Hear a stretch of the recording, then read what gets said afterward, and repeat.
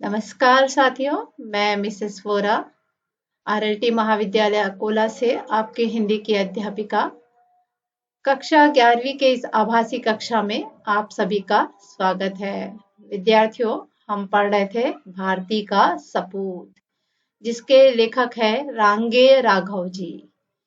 विद्यार्थियों, इसके पहले वीडियो में हमने देखा कि छोटी सी उम्र में 6 या 7 साल के उम्र में भारतेंदु हरिश्चंद्र कविता लिखना शुरू कर देते हैं और एक प्रसंग ऐसा बताया गया है जिसमें वह पिता के कविताओं का अर्थ बताते हैं और पूरी महफिल में वाह वाह का कोलाहल हो जाता है। धन्य हो की आवाज उठने लगती है। अब हम इसके आगे का पाठ पढ़ेंगे। अध्यापक रत्नहास ने एक सांस ली और पढ़ना छोड़कर कहा, यहाँ भारतेंदु हरिश्चंद्र की जीवनी लिखने वाले ने विस्तार से भारतेंदु की पत्नी के चिंतन को व्यक्त किया है। आज्ञा हो तो पढ़ना शुरू किया करो। अवश्य, अनुराधा ने कहा। तो देखिए विद्यार्थियों, अध्यापक रत्नहास जिन्होंने यहाँ पर दूसरे अध्यापकों को बुलाया था भारतेंदु हरिश्चंद्र की जयंती को मनाने के लिए, तो भारतेंदु हरिश्चंद्र आगे कहते हैं कि उन्होंने एक सांस ली और पढ़ना छोड़कर कहा, यहाँ भारतेंदु हरिश्चंद्र की जीवनी लिखने वाले ने विस्तार से भारतेंदु की पत्नी के बारे में भी व्यक्त किया है। आज्ञा हो तो पढ़ना शुरू करो। अवश्य, अनुराधा ने कहा। अच्छी बात है, कहकर उन्होंने मन्नो बीवी का चिंतन पढ़ना शुरू किया। अर्थात मन्नो उनकी पत्नी का नाम है भारतेंदु हरिश्चंद्र की, और भारतेंदु हरिश्चंद्र ने उनके बारे में क्या कहा है, क्या लिखा है, यह बता रहे हैं। मैं उनकी पत्नी हूँ, उनके बारे में कितना जानती हूँ यह मैं बार बार सोचने का प्रयत्न करती हूँ, किंतु मुझे लगता है कि मेरा पति उतना ही नहीं था जितना वह दिखाई देता था। व्यक्ति के रूप में यदि अपने तारतम्य से दूसरों का तादात्म्य नहीं कर पाते तो वे न अपने आप को सुखी कर पाते हैं न दूसरों को ही। उन्होंने घर पर ही अंग्रेजी और हिंदी की पाठशाला खोली थी। मैंने पूछा था, क्यों, आपको इसकी जरूरत ही क्या थी? उन्होंने कहा था, मन्नो बीबी फिर कुछ सोचने लगे थे। आप रुक क्यों गए? मैं नहीं जानता तुम समझ सकोगी या नहीं। क्यों? क्योंकि हम लोगों के पास धन है और देश भूखा है, गरीब है।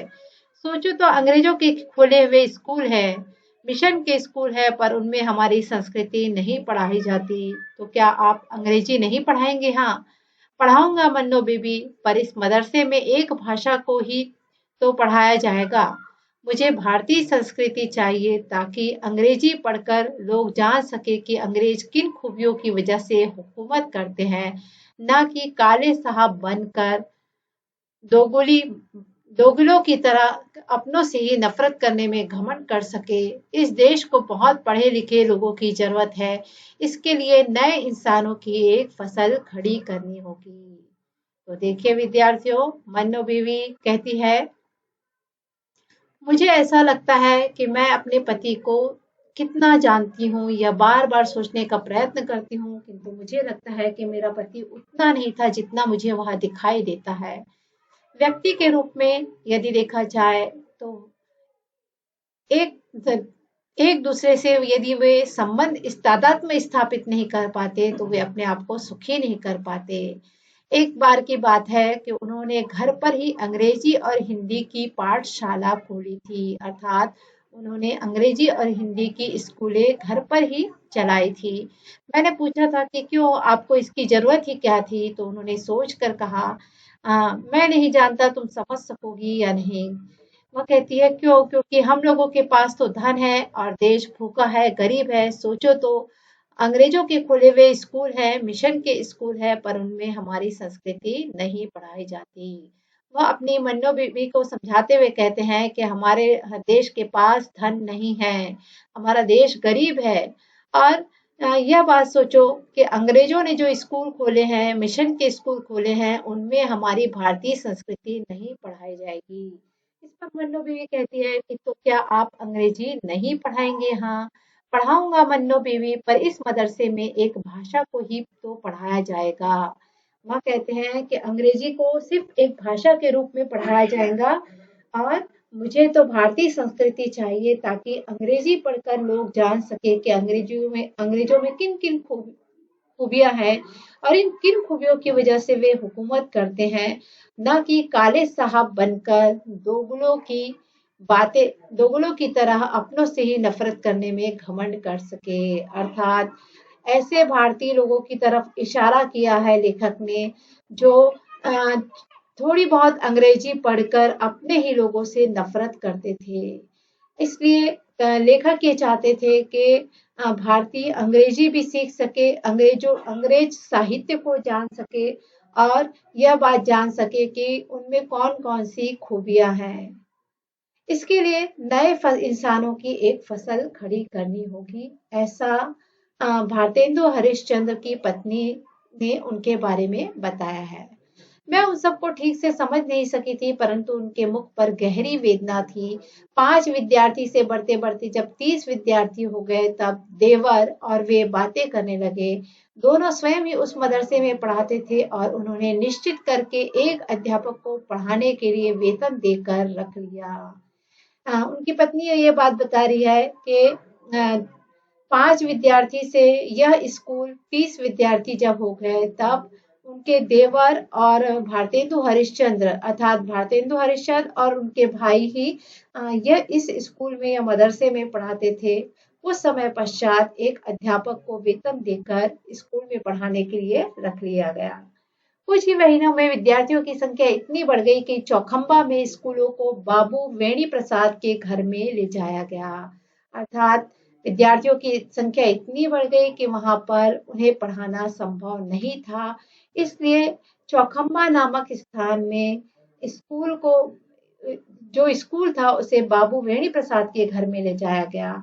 आधे से ज्यादा लड़के बिना फीस दिए पढ़ते थे। किताबें और कलम मुफ्त बंटवाते हुए जब मैं उन्हें देखती थी, तब मुझे लगता था वे बहुत प्रसन्न हो जाते थे।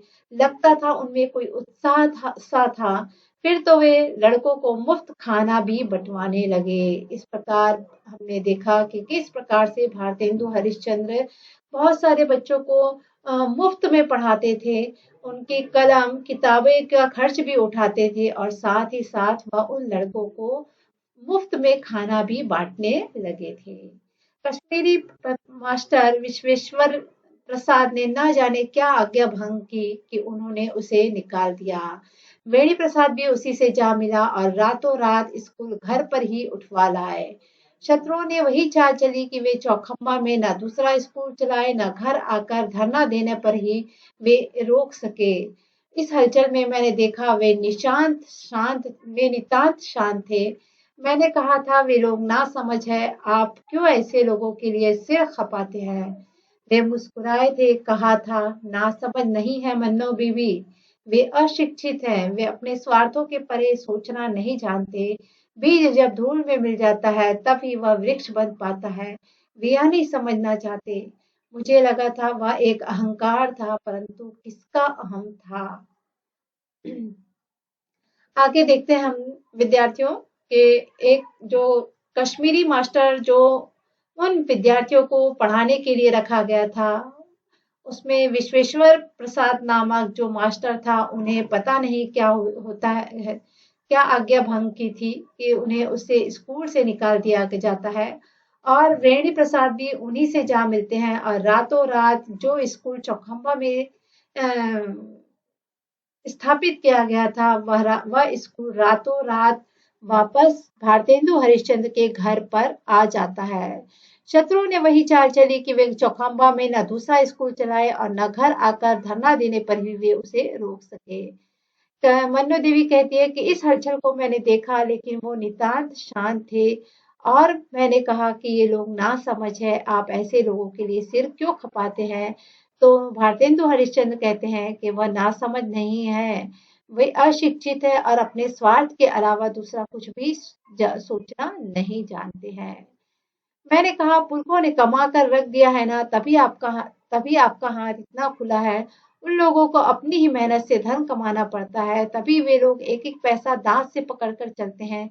वे अक्लमंद है, आदमी जिस पेड़ पर बैठा होता है उसे ही तो नहीं काटता। वे मेरी ओर देखते रह गए थे। उनकी घुंघराली लटें कानों पर झूल रही थी। उनकी लंबी पर पतली आंखों में एक दूर तक डुबो देने वाली स्याह गहराई दिखाई दे रही थी, मानो मैं उनके सामने होकर भी नहीं थी। पत्नी मन्नो देवी उन्हें ये समझाती है कि पुरखों ने बहुत कुछ कमा कर रखा है आपके लिए, तभी आपका हाथ इतना खुला है या इतना हाथ छुटा है कि आप इतने आसानी से पैसों को खर्च कर देते हैं।